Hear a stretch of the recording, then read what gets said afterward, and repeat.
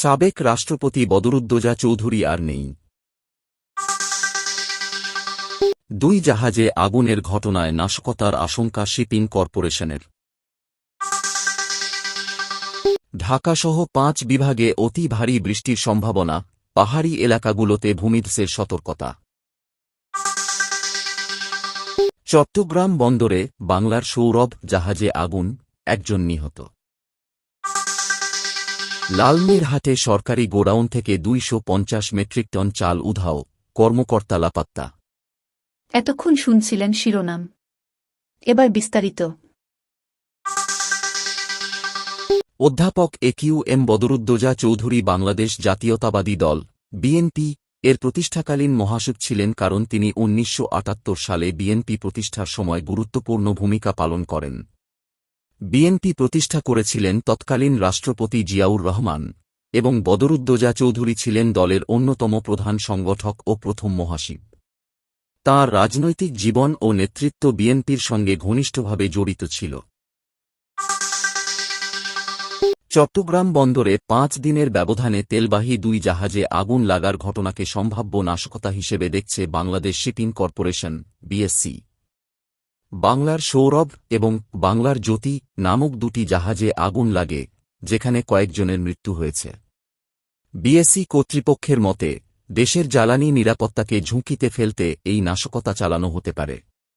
উদ্ধার হওয়া ক্রুরা জানিয়েছেন, আগুন লাগার সময় জাহাজের কাছ থেকে একটি স্পিডবোট সরে যেতে দেখা যায়। বর্ষা শেষে বাংলাদেশে বৃষ্টির প্রবণতা বেড়েছে এবং অক্টোবরেও স্বাভাবিকের চেয়ে বেশি বৃষ্টির সম্ভাবনা রয়েছে। আবহাওয়া অধিদপ্তরের মতে, আজ ঢাকা, রাজশাহী, ময়মনসিংহ, বরিশাল ও সিলেট বিভাগের অধিকাংশ এলাকায় বৃষ্টি হতে পারে। এছাড়া রংপুর, খুলনা ও চট্টগ্রামেও বৃষ্টি ও বজ্রপাতের সম্ভাবনা রয়েছে।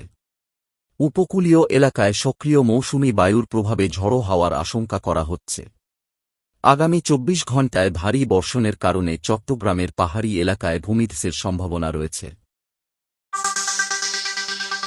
চট্টগ্রাম বন্দরের বহির্নোঙরে তেলবাহী বাংলার সৌরভ জাহাজে আগুন লাগার ঘটনায় ১ জনের মৃত্যু হয়েছে। গত রাত ১২টা ৫০ দিকে জাহাজটিতে আগুন লাগে। কোস্টগার্ডের লেফটেন্যান্ট সাকিব জানান, জাহাজে থাকা ৪৮ জনের মধ্যে ৪৬ জনকে উদ্ধার করা হয়েছে, আর ২ জন সাঁতরে তীরে পৌঁছান। সাদেক মিয়া, জাহাজের জেনারেল স্টুয়ার্ড, গুরুতর অসুস্থ অবস্থায় উদ্ধার হন এবং পরে চট্টগ্রাম মেডিকেল কলেজ হাসপাতালে তাকে মৃত ঘোষণা করা হয়। বাংলার সৌরভ ও বাংলার জ্যোতি শিপিং কর্পোরেশনের মালিকানাধীন ২টি তেলবাহী জাহাজ।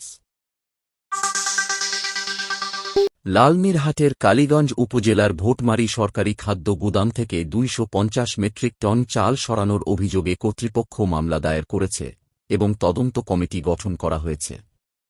বৃহস্পতিবার রাতভর ট্রলিতে চাল সরানোর ঘটনা ঘটে এবং গুদাম কর্মকর্তা ফেরদৌস আলম পলাতক রয়েছেন। উপজেলা প্রশাসন সুকানদিঘি এলাকায় অভিযান চালিয়ে ৩০ মেট্রিক টন চাল উদ্ধার করেছে। কালীগঞ্জ উপজেলা খাদ্য নিয়ন্ত্রক এনামুল হক জানিয়েছেন, ফেরদৌস আলম চাল আত্মসাতে জড়িত এবং পুলিশ তাকে গ্রেপ্তারের চেষ্টা করছে। জেলা প্রশাসক জানিয়েছেন, এই ঘটনায় জড়িতদের বিরুদ্ধে আইনি ব্যবস্থা নেওয়া হবে।